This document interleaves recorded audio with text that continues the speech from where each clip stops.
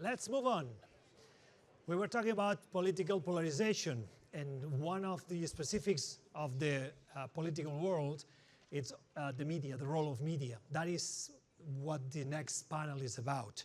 Media's critical role in preserving democracy.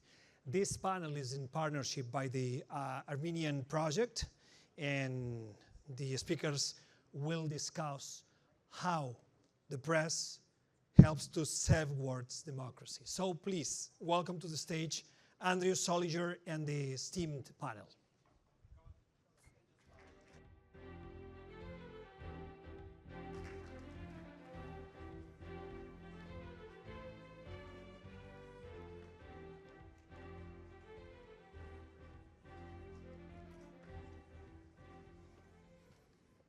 Hello, everyone.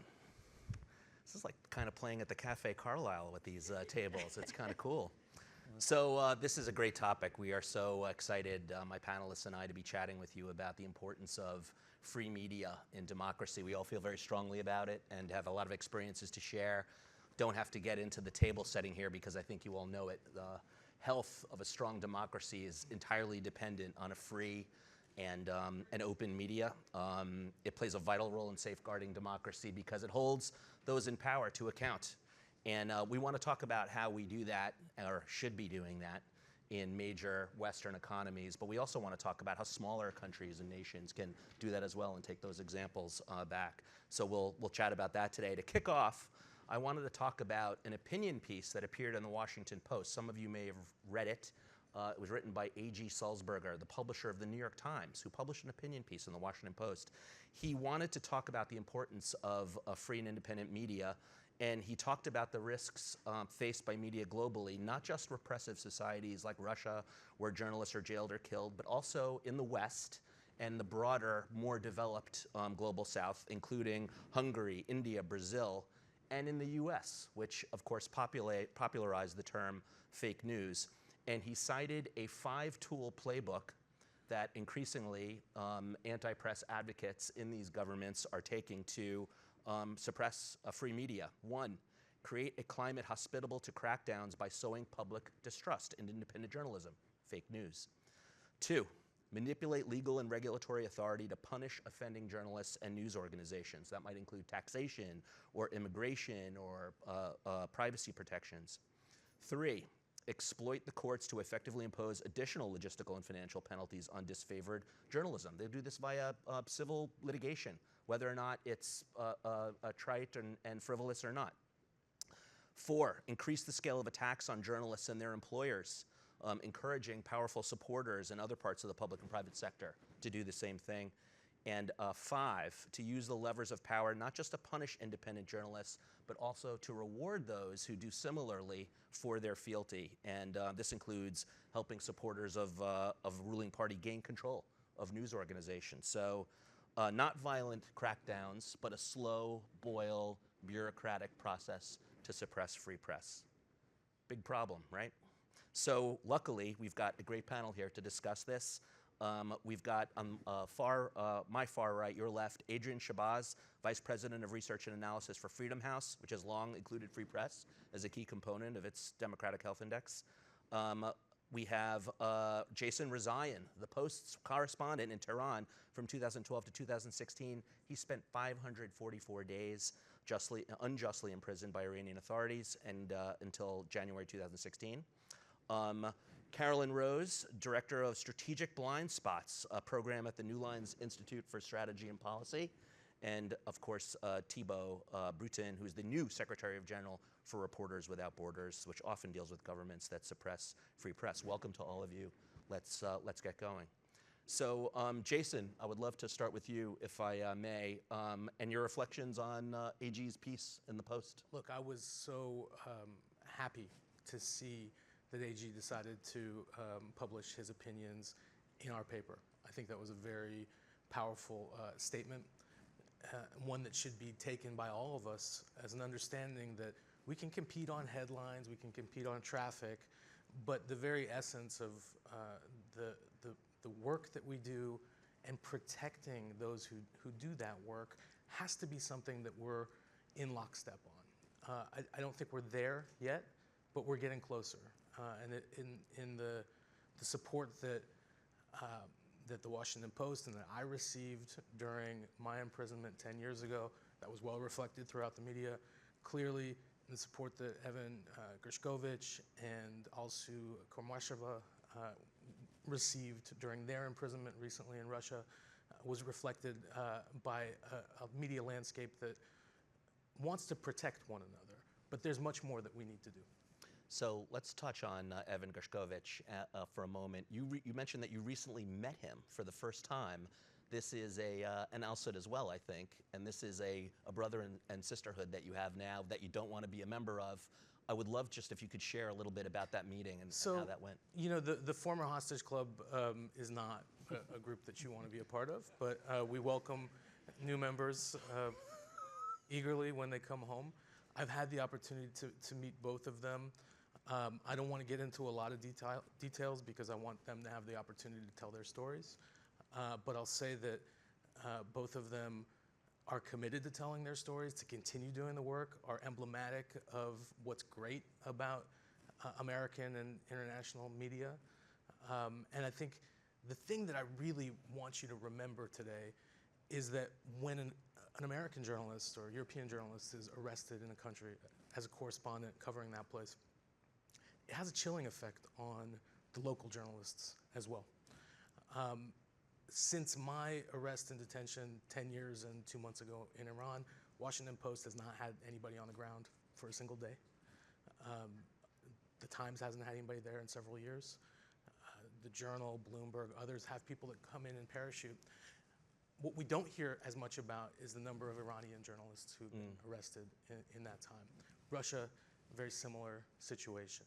So know that anytime a Western journalist is arrested, the follow-on effects that it has for local journalists is very important, and we need to think about how we continue to tell the stories of these countries where we're no longer able to physically be present, because this is a problem that we're going to be facing more and more in the years to come. Those are really great points. Thank you for making those, and definitely intrigued to hear how you see that playing in the local markets when these actions take place. We'll come back to that. Sure. Adrian, I was hoping to come to you and talk a little bit about Freedom House and some of your metrics, but in your experience, maybe you could just share a little bit about how the health of a nation's press reflects its broader democratic health, and maybe even start focusing us on some of the smaller countries that have to deal with this, if you would. Sure thing. Thank you so much for having me. Thank you to Concordia. Well, at Freedom House, we've been producing a report called Freedom in the World for over 50 years. And unfortunately, we've been in this state of democratic decline for 18 years.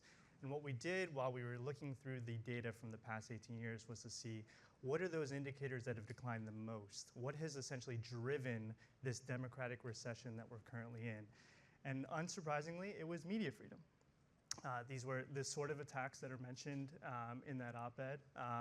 But more, and I think just so concerningly for us right now, is the total collapse of media freedom in around 1/3 of all countries around the world. Just a few examples of that. I mean, Afghanistan, where my father's from, Russia, of course, also looking towards Eastern Europe into Belarus, into Nicaragua, where essentially there's been a total crackdown on civic space, and that has led to journalists fleeing their countries, oftentimes looking for a safe harbor, and in many cases, after they leave their countries, they still face transnational repression or threats from their government that they've left, whether that's spyware, attempted kidnappings, and even killings in some cases. So zooming into maybe one region around Eastern Europe and just the extent, because I think looking at Russia, for example, the impact that the war in Ukraine has had on journalists within Russia. I mean, it's completely banned to speak and report independently about the war. That has led to a complete collapse of press freedoms. And now in the peripheries, we're seeing other countries learn from what Vladimir Putin has done. We're seeing the passage of a foreign agents law in Georgia, for example, which has been a key place for the struggle for democracy. We're seeing a total crackdown within Belarus. And I wanted to point to Armenia, which is an interesting country where I do think we see this struggle for democracy playing out in real time. There is a law that's currently being proposed, a law on mass media within the country, and it's very important that the government there works with civil society to show a more democratic path that the country can take to distinguish itself from what's happening in Georgia, what's happening next door in Azerbaijan, and of course the terrible things that have happened within Belarus. So it's support for media, support for democracy, these are intrinsically linked, and I'm happy to go into some of the more real-time things that we see where media and democracy are so linked. Well, we'll come back to that in a moment. Maybe, Carolyn, we could bring you into the conversation for a moment. Pivotal moments like COVID-19 and the pandemic highlighted the growth of misinformation, especially to the youth of the world. And tell us a little bit about what strategies we could use to overcome that going forward. It's, we could get into a whole different realm when we're talking about social media, of course, but it'd be great to hear your thoughts. Absolutely. So certainly, and first off, thank you so much to Concordia for having this excellent discussion. I'm very grateful to be a part of it. I think that when we look at the geopolitical impact of not only misinformation, but active disinformation that is now ensuing across all media platforms, this is one of perhaps the greatest challenges that we're facing not only in this upcoming presidential election, but this is a generational challenge. And when we look at not only non-state actors, but also state actors manipulate the information space, manipulate media organizations, social media platforms, accounts even, from the top down as well as the bottom up, this is something that is a systemic issue and a challenge for not only governments, but also communities, as well as, of course, for the press as well. And this is something that I think that as we are looking ahead, this is perhaps one of the greatest policy challenges. How do we combat misinformation and active disinformation campaigns waged by key great powers like Russia, like China, like Iran, as well as misinformation inside of the United States and campaigns that are launched by groups, either far right, far left groups, radical organizations, and how do you have essentially a systemic response to this? And I think it's very important for there to be public and private partnerships.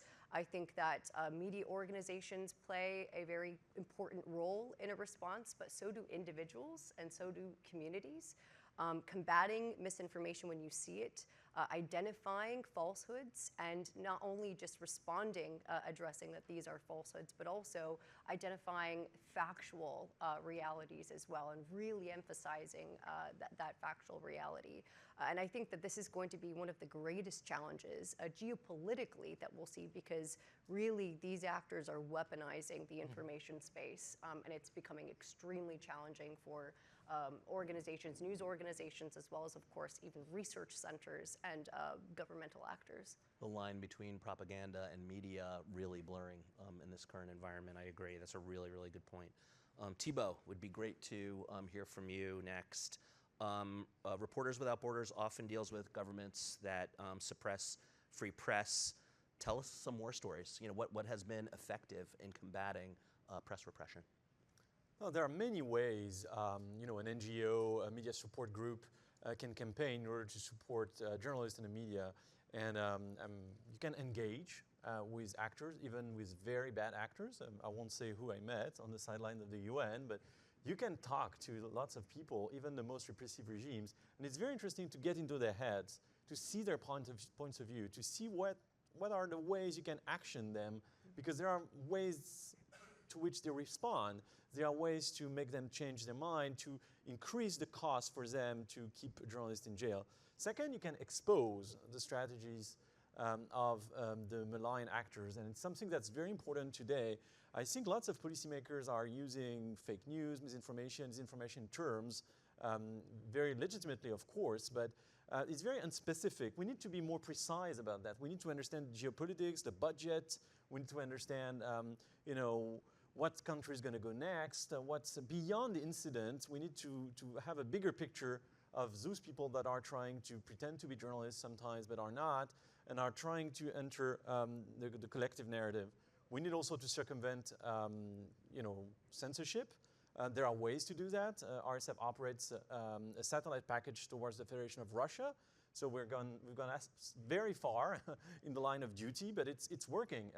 People can receive 11 channels from Russian language independent outlets. And also, last but not least, you need to support journalists at risk. RSF, for example, has been operating the JX Fund, which is a fund that has helped 93 media outlets from the Russian Federation to go into exile and to continue maintaining the media lifeline. So there are many ways you can have an impact.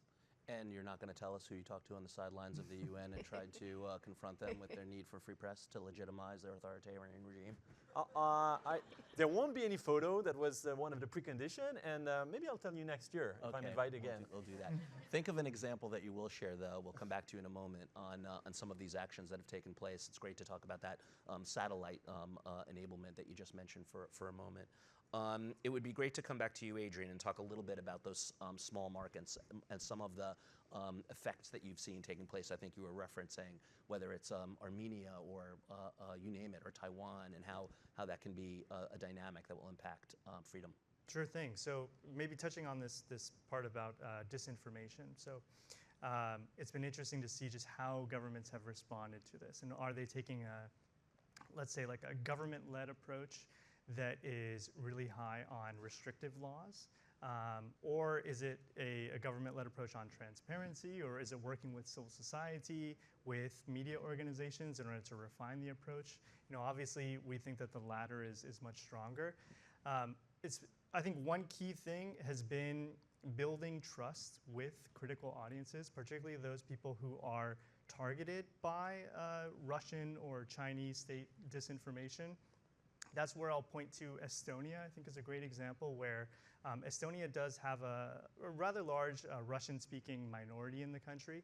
And it's been interesting to see the role of the public broadcaster within Estonia to set up a Russian language news service in order to start to build trust with the Russian state minority, and also just to offer them an alternative to RT. Because then oftentimes there's a market, but nobody's filling that market. So it's been interesting to see the role of public interest or state broadcasters of filling that vacuum.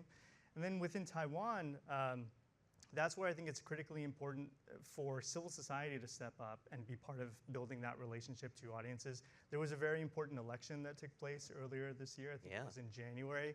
And what made it possible for the media, for fact checkers and civil society, in order to push back and identify to some of those Chinese state media false information, inflammatory content that was coming out, was that they had been engaged with their audiences for years before. So it's not like they're just setting something up ahead of the election. There's an outfit there called Kofax, which did some really interesting work to actually draw in input from society so that people could come in and flag content to then be evaluated by the outfit. That's been really interesting to see. And then I think, turning back to Armenia, because you mentioned it, it's an interesting opportunity for a government that is right next door to Russia. We know what the Kremlin is seeking to do, the type of influence that it wishes to make in countries on its periphery, and even here in the United States. That's why I think it's just critical for democracies to be working with civil society, with media outlets, in order to build a more resilient response against disinformation, not towards passing laws that criminalize false news, for example, or towards identifying foreign agents. It's much better, rather than taking this top-down approach, to take a bottom-up, where we're building societal resilience to some of these misleading and harmful narratives. Jason, would love to bring you back into the conversation. It looked like you wanted to say something there, but what I was going to ask is more about, or bringing us back to Iran and the comment you made about impacting local journalism when something like this happens to you. Would love to hear that dynamic and the state of play in Iran right now. There seems to be, and you are far more of an expert than on this than me, a desire and an appetite for that kind of content from that population in Iran. So I'll start with that. I think Iranians are hungry for good and accurate, honest information about what's going on in their society. And I'm talking about people inside the country. The state media is not able to provide honest and accurate news because it would be a detriment to their own power.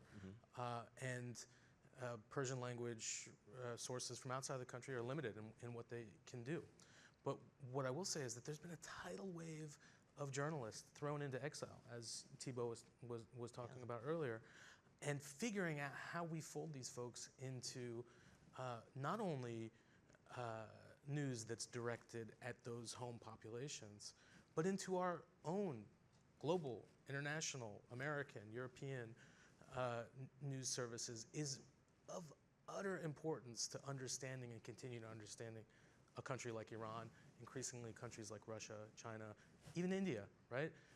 So we have to be thinking about this as an industry.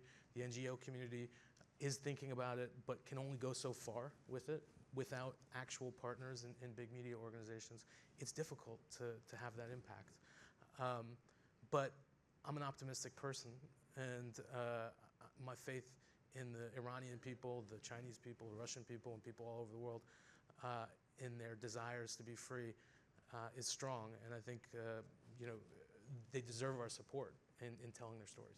And I just to poke at that for a second, sure. I can't imagine, read all about your experience, how you can come out of that and be optimistic. And you've just met, with your fellow club members. Yeah.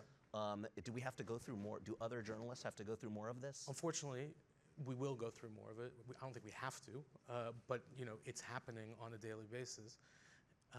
If I lost that optimism, and if we lose that optimism, I don't think there's a point in trying to move forward. Of course. Stick with it. Thanks for sharing. Thibaut, have you been thinking of examples that you might be able to share on some of the elements and success stories that you talked about? Not your side conversation at the end. One of the points that I would like to make is the fact that press freedom, of course, is about the safety of journalists, not being in jail, not being targeted or killed. But in many countries that we're talking about, like Hungary, nobody dies, or very few people die. It's actually journalism that dies. And I think that's referring to the op-ed by Sollinger. I think it's one of the points we need to be very cautious about. We need to find ways to understand press freedom as something bigger than the only question of safety, but also including economy issues, including the question of the trust of the audience. And all of that, I think, is part of press freedom. We have, I would say, an understanding at RSF of press freedom that's bigger than the sole safety issue. And we need to work on that abroad. We need to work that on our domestic markets and domestic media, because the media are not perfect. A line needs to be drawn between opinion, facts, and propaganda. And all of that is becoming very messy, so we need to find systemic solutions and be bold in implementing them. Can you share a little bit about how we can help RSF in this mission? A lot of us are journalists, or or analyze or focus on freedom and the power. Tell us a little bit about the mechanics and how we can help.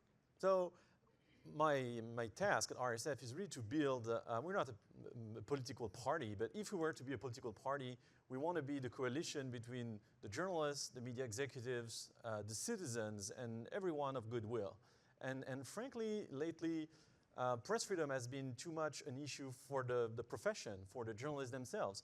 But it's not about journalists, actually. It's about the people's right to know. So that's why, go on our website. I don't want to do some advertising, but join the conversation about that. There are lots of things that can be done in terms of public policy, influencing your congressman, also in terms of funding, and there are solutions on the table. We just need to implement them. Thank you. Carolyn, coming back to you, obviously you're not a journalist, but your focus is on geopolitics and some of the key risks. Blind spots is the name of your program. How does, of all the blind spots that we have, how does media freedom fit in?